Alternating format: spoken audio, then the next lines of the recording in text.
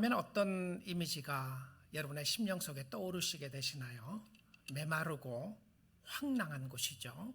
그래서 영어는 이것을 데절트라고 그러죠. deserted, 버려진 땅이라는 의미가 포함되어 있습니다. 사람이 살 수 있는 곳이 아니죠.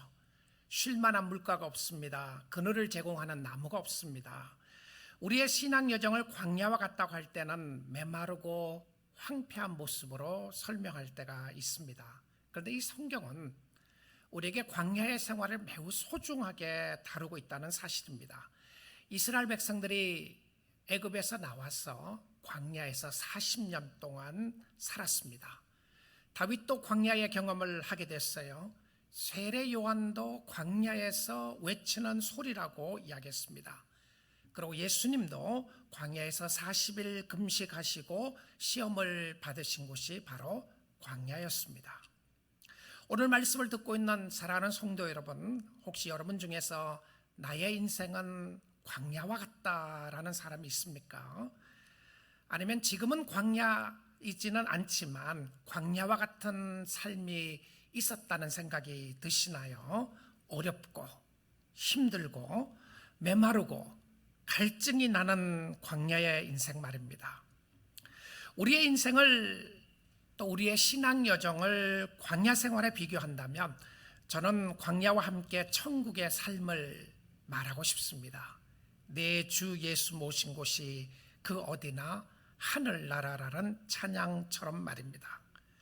어떤 사람들은 광야에 사는데 천국을 누리며 사는 사람이 있는가 하면 어떤 사람은 세상적으로 천국과 같은 잘 삶에도 불구하고 마음은 광야와 같은 삶을 사는 사람이 있을 수 있다는 것을 생각해 보게 됩니다. 여러분, 광야 생활을 잘 할 수 있는 몇 가지 신비한 비결을 오늘 말씀을 통해서 나누기를 원하는데요.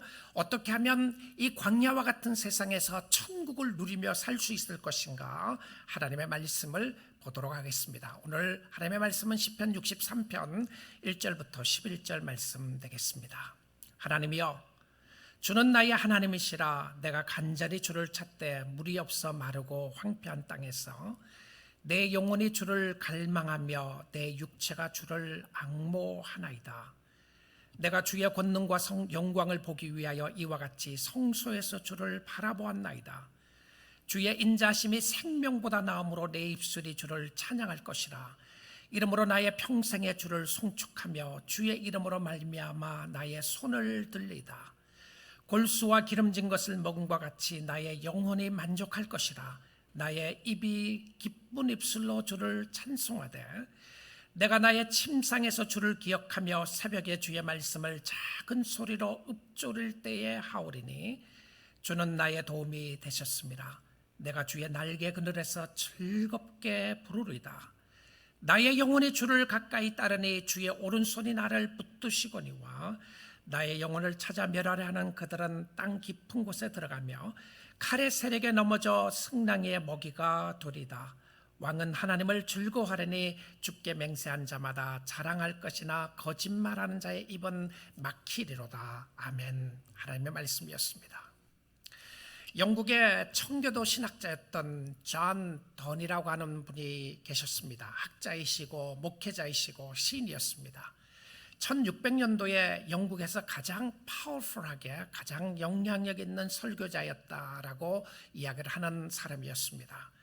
그분은 시편 63편을 가리켜서 이렇게 이야기를 했습니다. 시편 중에서 가장 아름답고 감동적인 시가 시편 63편이다라고 했어요. 자, 이 시는 누가 어떤 배경에서 쓰게 되었는지를 보겠습니다. 어떻게 알 수 있느냐 하면요, 제목을 통해서 가르쳐주고 있습니다. 다윗의 시, 유대 광야에 있을 때라고 되어 있습니다. 여기에 보게 되면 다윗이 쓴 시고 유다 광야에 있을 때라고 적고 있는데, 여러분, 우리가 성경을 통해서 다윗은 광야에서 2번 살게 됩니다. 있게 돼요.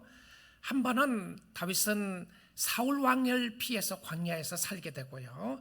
두 번째 상황 속에서는 그가 아들 압살롬을 피해서 그가 광야에 들어가게 됩니다. 근데 광야의 삶이 그가 선택에 의해서 간 것이 아니고 환경과 상황에 의해서 어쩔 수 없어 마지못해서 광야에 들어가서 살게 되었습니다.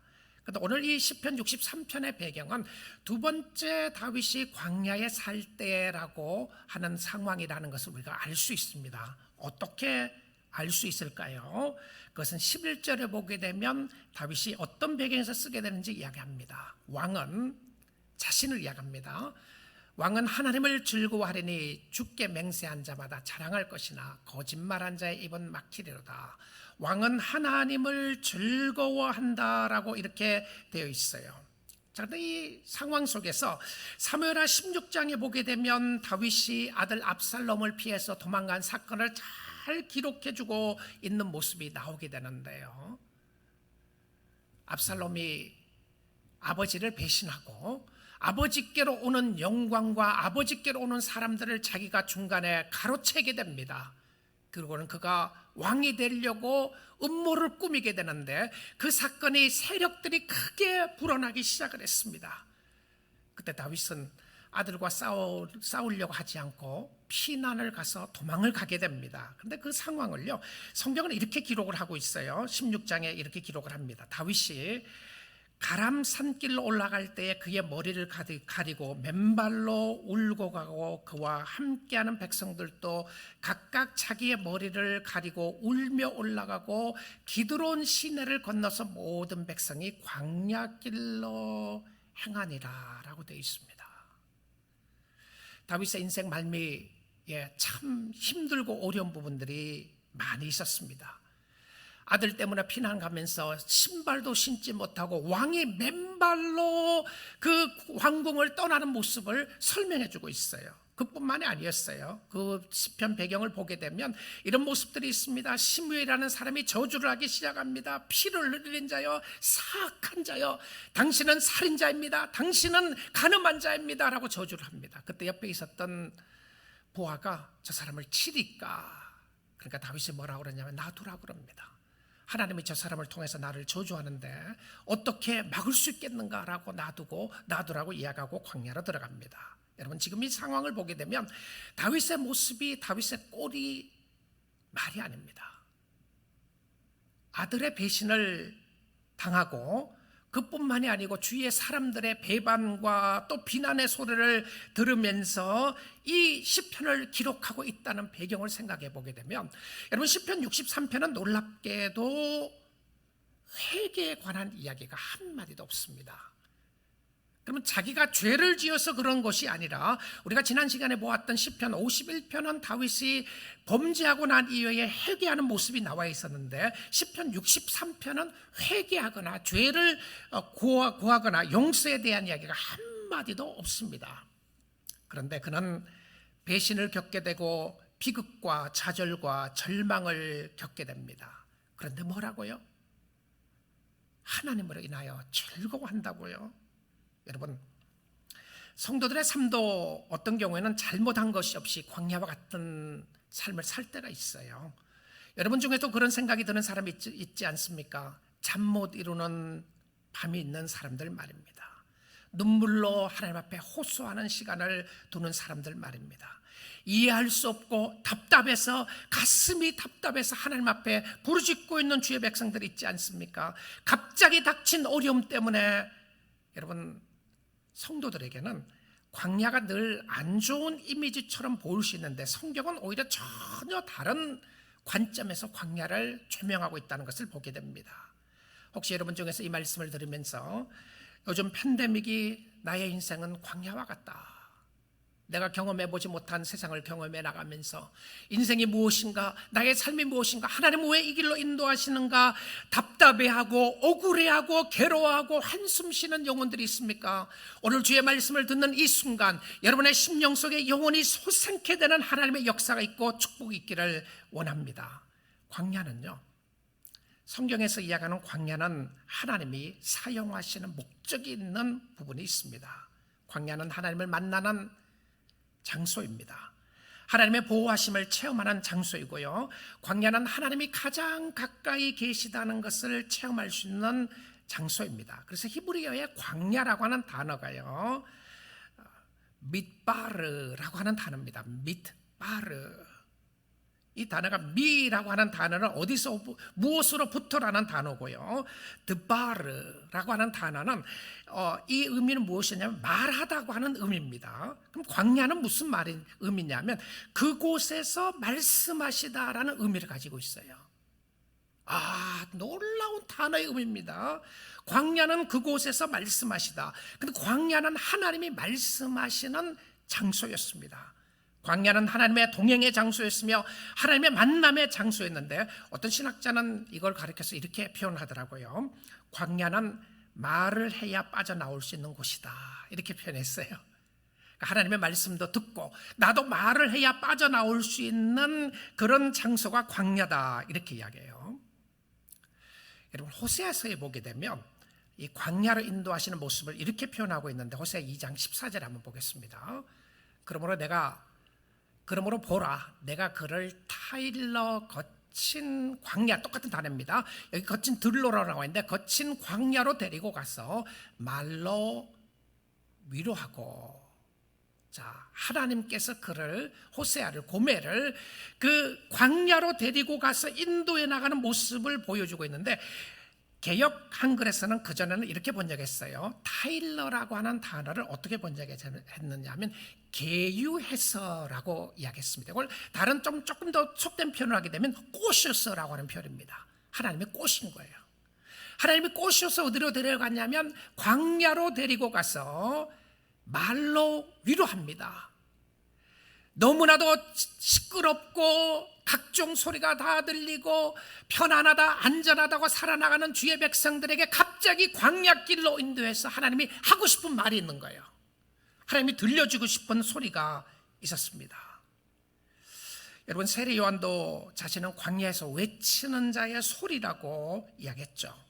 우리의 인생이 황무지와 같고 메마른 땅과 같다고 생각했을 때에 억울하고 답답하고 낙심되고 화가 날 때에 광야로 데려가서 그곳에서 하나님은 오아시스를 만나게 하십니다. 여러분, 광야와 같은 인생이신가요? 광야에서 샘이 터지는 역사가 있게 될 겁니다. 하나님이 그늘이 되어주시고 하나님이 보호해 주시는데요, 어떻게 하면 광야가 오아시스가 되는 비결이 도대체 무엇이며 광야에서 샘이 터지는 비결이 무엇인가? 광야에서 천국을 누리고 사는 삶의 비결 3가지를 오늘 본문 말씀을 통해서 살펴보기 원합니다. 이 3가지 전부 다 하나님과의 관계가 있는 말씀입니다. 하나님이에요. 첫째는요, 잘 들어보십시오. 광야 생활에서 잘 할 수 있는, 하나님이 하시고 싶은 이야기가 있다고 그러셨죠? 하나님이 인도에 나가서 그렇게 하십니다. 광야와 같은 메마른 상황 속에서 하나님의 의도가 있는데, 첫째는 광야에서 하나님을 바라보아야 합니다. 광야에서는 땅을 보고 살면 안 돼요. 위에 계시는 하나님을 보아야 합니다. 1절 말씀 보겠습니다. 하나님이여, 주는 나의 하나님이시라. 내가 간절히 주를 찾되 물이 없어 마르고 황폐한 땅에서 내 영혼이 주를 갈망하며 내 육체가 주를 앙모하나이다. 여러분, 광야에서 살 수 있는 유일한 길 중에 하나는 위에 계신 하나님을 바라보는 것입니다.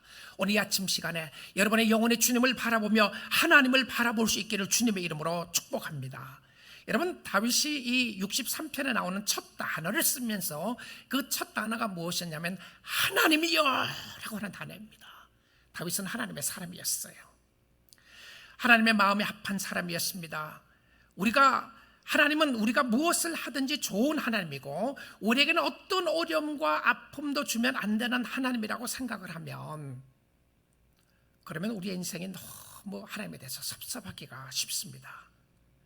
하나님, 그럴 수 없습니다. 하나님이여, 아마 저 같았다면 그랬을 것 같아요. 하나님이여, 그럴 수 없습니다. 하나님, 이게 무슨 말입니까? 하나님 안 부를 수도 있겠지만 하나님 불러놓고는 불평과 원망을 쏟아낼 수도 있었어요. 내가 뭘 잘못했다고. 하나님, 죽을 지경입니다. 하나님, 도대체 이게 뭡니까? 내 인생에서 이렇게 비참한 모습을 왜 겪게 하십니까? 아마 그런 이야기를 할 수 있었을 것 같아요. 하나님, 언제까지입니까? 내가 이 왕궁을 떠나는데 다시 돌아올 수는 있겠습니까? 사람들이 날 보고 뭐라고 그러겠습니까? 저 사람의 저주하는 소리를 들어보십시오. 도대체 이게 뭡니까? 여러분, 불평과 원망을 할 수밖에 없는 상황이죠. 사람이 알 수 없는 어려움 가운데서 광야에 있다면 여러분, 하나님을 찾아야 합니다. 광야 생활에서 하지 말아야 될 것 중에 하나는요, 불평과 원망을 쏟아내지 말아야 돼요. 여러분, 이스라엘 백성들이 광야길을 40년 동안 걸어가잖아요. 그러면서 그들은 불평과 원망을 쏟아놓게 됩니다. 늘 불평이에요. 늘 원망이었습니다. 여러분, 어떤 의미로 생각을 하면, 아니, 불평하는 게 당연하고 원망하는 게 당연하다고 생각이 들지 않으세요? 여러분, 신앙은요, 여러분의 생각에 당연하다고 생각하는 것을 하지 않는 겁니다. 그게 신앙의 능력입니다. 지금은 이해할 수 없고, 지금은 불평할 수밖에 없고, 지금은 원망할 수밖에 없고, 내 꼬라지가 도대체 뭡니까? 혹시 그렇게 생각한다고 할지라도요, 여러분의 인생의 광야와 같은 길을 걸어간다고 할지라도 오늘 주님을 바라볼 수 있기를 원합니다. 주님을 찾으셔야 됩니다. 광야에 있다고 생각하시나요? 하나님을 찾으세요.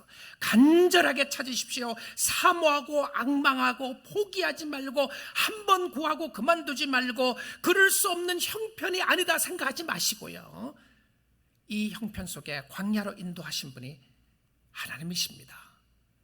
팬데믹으로 우리를 인도하신 분이 하나님이세요. 하나님은 실수함이 없는 하나님을 믿는데 그냥 우연하게 일어나는 것이 아니라 하나님의 의도가 있단 말입니다. 하나님을 어디에서 만나십니까? 하나님을 만나는 모습 속에서 그는 하나님을 바라봅니다. 그리고 다윗은 이 하나님을 앙망하면서 하나님을 성전에서 만난 모습을 이야기합니다. 자, 여러분 한번 생각해 보십시오. 지금이 어디 상황이 어디라고요? 광야입니다. 근데 성전요? 여러분, 그 사무엘하를 보게 되면 다윗이 이 왕궁을 떠날 때 다윗의 그 충성된 신하들이 뭘 메고 오는지 아시죠? 법궤를 메고 나옵니다. 하나님의 임재의 상징이라고 하는 법궤를 메고 나오죠. 근데 그 법궤를 메고 나오는 걸 보면서 다윗이 뭐라 그래요? 얼마나 수고했어요. 하나님의 임재하심을 이제 우리가 하나님 우리와 함께 하실 테니까 메고 나가자고 해서 나왔어요. 근데 거기서 다윗이 뭐라 그러냐면 갖다 놓으라고 그럽니다. 다시 성전에 갖다 놓으라고 그래요. 그럼 지금 이 상황에서는 법궤가 없거든요. 법궤가 없어요. 그런데 이 상황 속에서 2절 말씀을 한번 보도록 하겠습니다. 내가 주의 권능과 영광을 보기 위하여 이와 같이 성소에서 주를 바라보았나이다. 여러분, 이 말씀을 보시면 지금 현재입니다. 그렇죠? 그런데 주를 바라보았던 것은, 성소에서 주를 바라보았던 것은 과거의 모습으로 표현해주고 있어요. 이 신비합니다. 무엇을 이야기하고 있나요? 다윗은 알았어요. 하나님의 임재가 성전에만, 법궤만 있다는 것을, 있지 않다는 것을 알았어요. 그래서 다윗이 무엇을 고백을 하냐면, 다윗의 환경은 광야인데, 그렇죠, 다윗의 환경은 광야인데 다윗이 그곳에서 하나님을 바라보면 하나님이 함께 해주실 것을 알았어요. 여러분, 오히려 여러분이 편안하고 안전하고 모든 것이 잘 된다고 하는 그때보다도 광야와 같은 인생 속에서 오늘이야말로 정말 주님 바라보십시오. 주님 바라보게 되면 주님이 그곳에 임재하시고 축복해 주실 줄 믿습니다. 하나님을 바라보면 살게 되는데요, 제가 그 설교 시간에 여러 번 인용하는 목사님 중에 한 분이 스펄전 목사님 이야기를 자주 인용합니다. 물론 팀 켈러 목사님의 인용도 여러 번 하게 되는데, 스펄전 목사님이나 또 조나단 에드워드 목사님 같은 분들이 참 훌륭했던 분이신데, 이 스펄전 목사님이 하나님을 만난 간증이 있습니다. 여러분, 이 스펄전 목사님이 17살 때에 주님을 만나 회심하는 역사가 일어나는데, 이 17살 때에 그가 많은 고통과 고민 속에서 그는 이렇게 표현합니다. 내 인생은, 나의 삶은, 나의 세계는 태양이 없는 하늘이었다. 너무 절망과 좌절을 가지고 살게 됐어요. 근데 이 스펄전 목사님 아버님이 목사님이었습니다. 목사님의 아들로 태어나게 되는데요, 근데 이 방황을 하다가 주일날 이제 자기 아버지가 목회하는 교회를 가지 않고 가까운 교회를 가게 되는데 그날 눈이 엄청 왔습니다. 눈이 많이 와서 가장 가까이 있는 교회를 갔더니 담임 목사님이 눈이 너무 많이 와서 오시지 못한 거예요. 근데 예배는 몇 사람이 모여서 10명 미만의 사람들이 모여서 예배를 드리고 있는데요. 조그마한 교회에서 예배를 드리고 있는데 설교 시간이 되니까 어느 레이 리더라고 되어 있는 거 보니까 뭐 장로님이었는지 집사였는지 모르지만 집사였을 가능성이 많은데요. 이 젊은 사람이 이제 올라가서 설교를 하는 겁니다. 근데 설교를 하는데 설교는 뭐 별로였다 뭐 이런 표현을 써요. 그런데 그 설교의 주제가 무엇이었냐면 주를 앙망하라, 여호와를 바라보라라고 하는 설교를 해요. 근데 이사야 45장 22절의 말씀이었는데 나를 바라보라 그리하면 모든 땅 끝에서 구원을 얻으리라, 이걸 가지고 설교를 하는 겁니다. 그리고는 이렇게 이야기합니다. 나를 바라보라, 내가 수많은 핏방울을 흘리고 있노라, 나를 바라보라, 나는 십자가에 매달려 있노라, 나를 바라보라, 나는 죽었고 묻혔노라, 나를 바라보라, 나는 다시 일어났노라, 나를 바라보라, 나는 하늘로 들림을 받았노라, 나를 바라보라, 나는 아버지 오른편에 앉아있노라, 불쌍한 죄인들이여 나를 바라보라. 예수님에 대한 이야기를 하는 거죠. 예수를 바라보라 이 표현하는데 갑자기 설교를 하다가 자기를 쳐다보고 이야기했다는 겁니다. 젊은 청년이여, Hey, young man, 젊은 청년이여, You look very distressed. You look very depressed. 당신이 매우 비참해 보이는군요. 그때 자기는 실제로 그랬다 이렇게 표현을 써요. 그 말은 자신의 마음의 정곡을 찌르는 충격이었다. 그리고는 이 설교자가 이야기합니다. 당신은 앞으로도 항상 비참할 것입니다. 만일 당신이 이 구절의 말씀을 따르지 않는다면 당신은 여전히 비참할 것입니다. 그러나 당신이 지금 바로 이 순간에 말씀에 복종한다면 당신은 구원을 받을 것입니다. 젊은이여, 예수 그리스도를 바라보시오. Look to Jesus. Young man, look to Jesus. Look to Jesus. 이렇게 이야기한 거예요. 당신이 할 일은 주님을 바라보는 것뿐입니다. 자, 이 이야기를 듣고요, 스폴전이 목사님이 그 설교 듣는 시간에 놀라운 변화 역사가 일어나기 시작하는 겁니다. 그는 이렇게 고백해요. 나는 그때 즉시 구원을 보았다. 나는 수십 가지의 일을 하기 위해 기다려왔지만 바라보라는 그 말씀을 들었을 때 얼마나 감미로웠는지 나는 눈이 빠져나갈 정도로 바라보았다. 주를 바라보았다. 그리고는 살아났다. 사랑하는 성도 여러분, 오늘 아침 시간에 예수를 바라보십시오. 예수를 보면 살아나게 됩니다. 광야길에서 오늘 정말 보아야 할 분은 문제 가운데서 문제를 보는 것이 아니라 위를 보시고 위에 계시는 하나님을 바라보기는 역사인 줄 믿습니다. 주를 보십시오. 자, 두 번째 비결인데요. 자, 첫 번째 이제 주님을 보았으면 두 번째 광야 생활을 잘 할 수 있는 신비한 비결은 무엇이었냐면 주를 보고 하나님의 사랑을 체험하는 겁니다. 여러분, 사랑을 체험하면 찬양하게 되고 감사하게 돼요. 그가 체험한 하나님의 사랑은 생명보다 낫다 이렇게 생각해요. 그리고 표현을 하고 있습니다. 여러분, 사랑은요 죽음보다 강합니다. 내가 사는 것보다 사랑을 느끼는 것이 더 컸던 것입니다. 그 사랑받지 못해서 죽는 사람들 있잖아요. 나는 부모의 사랑을 받지 못하고, 나는 친구의 사랑을 받지 못하고, 한때는 사람들이 나를 사랑했다고 생각했는데 소셜미디어를 통해서 나를 어택하고 나를 공격하는 걸 보면서 견디지 못해하는 사람들을 보게 되잖아요. 그런데 주의 사랑을 이야기하면서 사랑의 체험을 이야기합니다. 3절을 보겠습니다. 주의 인자심이 생명보다 나음으로 내 입술이 주를 찬양할 것이라. 지금 어디라고요? 광야입니다. 광야에서요 그는 고백하기를 주의 사랑이, 여기 인자하다고 하는 표현이 헤세드라고 하는 단어입니다. 하나님의, 이것은 감정적인 사랑이 아니라 하나님의 언약의 사랑이에요. 자, 여러분, 다윗은 이런 생각할 수 있었을 것 같아요. 하나님이 나를 버리신 것 아닌가? 그래, 그전에 내가 죄를 지었기 때문에 밧세바 때문인가? 우리아 때문인가? 아니면 무슨 일 때문에 내가 아이들을 잘못 키워서 그런 것인가? 내가 하나님 앞에 범죄해서 그런 것이 아닌가? 내가 이렇게 어려움을 당하는 것은 내가 죄 때문에 이런 것이 아닌가 생각할 수 있었어요. 그렇죠?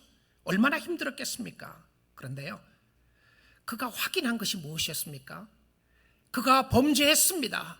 그가 잘못했어요. 그럼에도 불구하고 그가 확인한 것은 주의 사랑입니다. 주의 사랑이에요. 주의 사랑은 자기를 버리지 않는다는 것을 알았습니다. 어떻게 알았죠? 십자가의 구속의 사랑이 있는 것이죠. 하나님이 사랑하기로 작정한 사람을 범죄했기 때문에, 죄지었기 때문에 버리지 않는 것을 알았어요. 그래서 그의 심령 속에 하나님을 바라보면서 하나님의 사랑을 깊이 체험하는 거예요. 그리고는 하나님을 찬양하기 시작합니다. 사랑하는 성도 여러분, 죄 때문에 하나님 버리지 않아요. 버리지 않았습니다. 하나님이 영원히 나를 쫓아내시는 것이 아닌가 생각할 수 있었을 것입니다. 기쁨에 찬양한 사랑의 회복이었습니다. 여러분, 사랑하는 자녀들을 세상의 어려움 때문에 힘든 일이 있다고 해서 하나님이 버리시지 않습니다. 하나님이 외면하기 때문에 어려운 것 아닙니다. 여러분, 뭔가 잘못했기 때문에 어려운 거 아니에요. 그럴 수 있죠. 그렇다면 회개하시면 돼요. 그런데 여러분이 실질적으로 잘못한 것이 없음에도 불구하고 당하는 어려움이 있잖아요. 환경적인 어려움이 있어요. 팬데믹 상황이 얼마나 힘들어요. 어려움이 있습니다. 여러분, 병이 있어요. 여러분, 뭘 잘못해서 병이 든 것이 아니라 실질적으로 그것과 상관없이 병이 들고 어려움들이 있을 수 있습니다. 그럴 때 여러분 확인해야 되는 것은 무엇이었냐면 하나님의 사랑의 확인입니다. 하나님 버리지 않아요. 함께 하시고 동행하시는 모습을 보여주는데, 그 사랑을 체험하면 놀랍게도 광야에서도 만족을 찾게 됩니다. 5절 말씀 보겠습니다. 골수와 기름진 것을 먹음과 같이 나의 영혼이 만족할 것이라. 나의 입이 기쁜 입술로 주를 찬송하되. 거기 단어 중에 나오는 것이 만족이죠. 여러분, 광야이기 때문에 메마른 것이 아닙니다. 힘들고 어려움 때문에 성도들이 어렵지 않아요. 진짜 어려움이 뭐냐면 하나님을 찾지 않기 때문에 그렇습니다. 하나님을 찾으셔야 되는 것이죠. 영혼이 하나님으로 채워져야 되는데, 하나님이 앉아 있어야 할 자리에 자신이 앉아 있으면 결코 만족할 수 없어요. 나의 영혼이 그리스도로 말미암아 만족하는 겁니다. 하나님으로 말미암아 만족하는 것이죠. A.W. 토저라고 하는 목사님이 있는데요, Pursuit of God, 하나님을 찾고 있는 모습 속에서 그는 그 책에서 이렇게 이야기를 합니다. 영적 성장의 가장 무서운 적은 자기 만족이다, 이렇게 이야기했어요. 영적 성장의 가장 무서운 적은 자기 만족이다. 우리로 하여금 자기가 만족돼 있을 때는 어떻게 되는지 아시죠? 우리로 하여금 하나님을 찾지 않게 합니다. You are okay. You are satisfied. 너 그렇게 잘 살고 있는데 하나님이 뭐가 필요하냐? 그래서 자신이 만족하다고 생각을 하고 있으면 자기 스스로의 만족이 있게 되면 하나님을 찾지 않아요.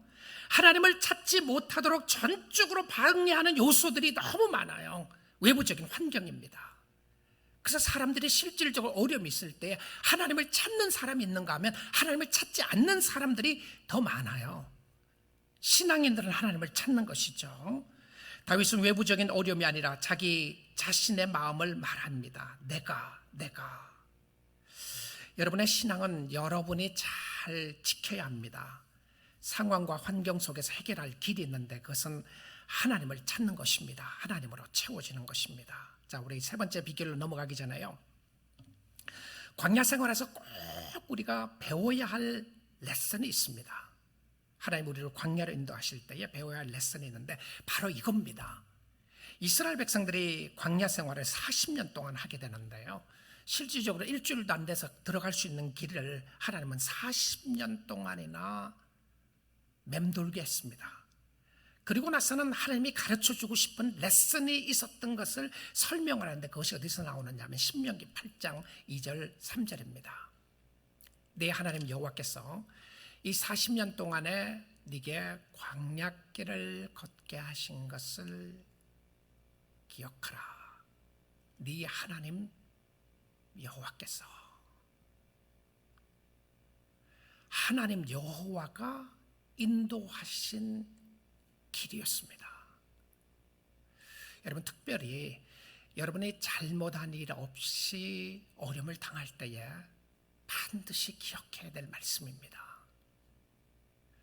환경과 상황 속에서 너무 힘들고 올 때 기억해야 되는 것인데요, 이는 너를 낮추시며 너를 시험하사 네 마음이 어떠한지 그 명령을 지키지 않는지 알려 하심이라. 그러니까 우리를 낮춤으로 말미암아, 광야에서 우리를 낮춤으로 말미암아 가르쳐주고 싶은 레슨이 있다는 거죠. 3절 보겠습니다. 너를 낮추시며 너를 줄이게 하시며 또 너도 알지 못하며 내 조상들도 알지 못하던 만나를 네게 먹이신 것은, 자, 바로 그 다음 이것이 중요한 이 마음이, 이 말씀이 우리가 배워야 될 것입니다. 먹이신 것은 사람이 떡으로만 사는 것이 아니요 여호와의 입에서 나오는 모든 말씀으로 사는 줄을 네게 알게 하려 하심이니라. 자, 이거 가르쳐주고 싶어서 몇 년 가르쳤다고요? 40년 가르쳤습니다. 근데 이스라엘 백성들이 잘 배웠습니까? 아니에요. 잘 못 배웠어요. 자, 이 말씀을 바로 깨닫게 되면 우리가 이 땅에 사는 동안에 먹고 마시는 거 중요한 겁니다. 우리는 먹고 마시지 않아도 살 수 있다, 그런 사람들이 없는 거죠. 먹고 마시는 거 중요한 건데요, 사람이 먹고 마시는 걸로만 사는 것이 아니라 여호와의 입에서 나오는 모든 말씀으로 사는 줄을 네게 알게 하려 하심이니라. 그래서 실질적으로 뭡니까? 광야 생활을 우리에게 인도하신 것은요, 네가 먹고 사는 것이 최고가 아니라 그것보다 더 소중한 것이고 귀한 것이 있는데 하나님의 말씀으로 살아야 되는 것이 중요하다는 것을 가르쳐주고 싶었던 것을 보게 됩니다. 여러분, 잘 배우십시오. 자, 세 번째입니다. 그래서 광야 생활을 잘 할 수 있는 세 번째 비결은, 자, 하나님을 찾았습니다. 하나님의 사랑을 확인했습니다. 여기서 끝나면 안 돼요. 하나님을 내가 기도했습니다. 하나님의 사랑도 확인했습니다. 여기서 끝나면 안 됩니다. 광야 생활에서 해야 할 더 중요한 하나가 더 있습니다. 그것이 뭔지 압니까? 그것은 세 번째는 하나님을 붙잡는 겁니다. 꽉 붙잡는데 여기는 의지적인 결단이며 자신의 헌신입니다. 여러분, 많은 경우에 감동으로 끝나는 경우들이 있어요. 하나님 나를 사랑하는군요. 감사합니다. 그리고 다음에 또 사랑 체험하기를 원합니다. 사랑 체험해서 그러고 끝나요. 하나님 내가 기도했습니다. 하나님이 계시는군요. 그러고 말로만 끝나는 경우가 있어요. 근데 이 세 번째 이 부분이 헌신과 결단인데 8절을 보겠습니다. 8절을 보게 되면 나의 영혼이 주를 가까이 따르니 주의 오른손이 나를 붙드시거니와. 자, 주의 오른손이 자기를 붙잡고 있어요. 자, 나의 영혼이 주를 가까이 따르니, 이렇게 번역을 했는데요, 사실 이건 조금 더 번역이 정확하지가 않아요. 더 정확한 번역은 따른다고 하는 표현이 아니라 붙잡는다라고 하는 표현입니다. 붙잡는 거예요. 다윗은 그 하나님을 꽉 붙잡았어요. 영어 성경엔 대부분 다 My soul clings to you 이렇게 되어 있습니다. 클링한다. 이 클링한다는 단어가 어디에서 또 사용되느냐 하면, 여러분 룻 있죠. 룻기 우리가 지난번에 보았잖아요. 룻이 나오미를 붙잡았을 때 she cling on to her, 그가 나오미를 붙잡았더라라고 썼을 때에 클링하는 이 단어를 썼어요. 자, 이것은 무엇입니까? 내 인생을 완전히 맡기는 것이고 당신이 떠나면 안 됩니다.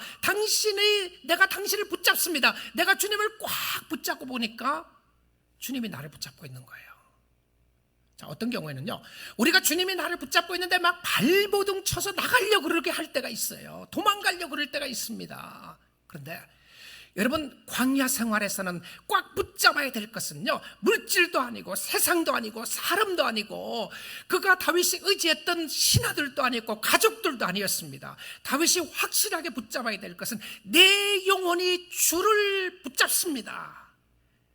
제가 이 한국말 번역 새 번역을 보니까 새 번역에서는 이렇게 이 표현을 잘 표현해서 이야기를 했어요. 이 몸이 주님께 매달리니, 이 몸이 주님께 매달리니 주님의 오른손이 나를 꽉 붙잡아 주셨습니다. 정말 이것이 더 원어 성경하고 가장 맞는 표현이라고 생각합니다. 내 영혼이, 내 몸이 주님께 매달리니. 여러분, 매달린다는 생각을 해보십시오. 어린아이가 부모가 아이를 두고 가려고 그래요. 아이가 부모를 붙잡고 있는 모습을 생각해 보시면 됩니다. 꽉 붙잡고 있는 거죠. 다윗은 하나님을 붙잡았습니다. 그리고 돌아보니까 하나님이 다윗을 꼭 붙잡고 있는 것을 보게 되었습니다. 사랑하는 성도 여러분, 다윗은 광야에 있었지만 천국을 누리며 살았습니다. 광야에서 천국이 열렸어요. 스펄전 목사님은 시편 63편 강해에서 이렇게 이야기를 합니다. 다윗의 환경은 광야였지만 그의 마음은 광야가 없었다. 환경은 광야였지만 그의 마음에는 광야가 없었다. 환경의 광야가 마음의 광야를 만들 때가 있습니다. 마음이 공허하고 답답하고 힘들고 어려울 때가 있어요. 여러분, 마음을 천국으로 만들어야 합니다. 광야에서 터져나오는 기쁨은 하나님과의 개인적인 관계를 확인할 때에 일어나게 됩니다. 지속적으로 예배를 통하여 하나님을 찾아가는 것이고요, 하나님을 알아가는 것인데 사막에 샘이 터지는 역사가 있게 될 것입니다. 사막에 꽃이 피는 역사가 있게 될 것입니다. 사막이 오아시스가 되는 역사가 있게 될 것입니다. 이 모든 것들이 어떻게 이루어지나요? 예수 그리스도 메시아가 오심으로 말미암아 사막에 샘 쏟듯 하는 역사가 일어나기 시작하는 거예요. 누구든지 목마른 자들은 내게로 오라. 내가 너에게 생수의 강을 인도하고 목마르지 않게 물을 주겠다고 약속하셨던 분이 하나님이셨습니다. 주님이 광야 같은 삶을 오아시스로 바꿔놓았습니다. 오늘 여러분의 인생이 광야 같다고 할지라도 오아시스로 바뀌어지는 역사가 그리스도 안에 있는 줄 믿습니다. 예수 안에 샘이 솟습니다. 예수 안에 쉴 것입니다. 예수님 안에 가장 안전한 곳입니다. 예수님이 여러분의 오늘 또 그늘이 되어 주실 것입니다. 예수님이 여러분의 쉘터가 되어 주실 것이고 예수님이 여러분을 보호해 주시고 축복해 주실 것입니다. 광야와 같은 인생 속에서 천국을 누리고 사는 여러분 될 수 있기를 주님의 이름으로 축복드립니다. 우리 한번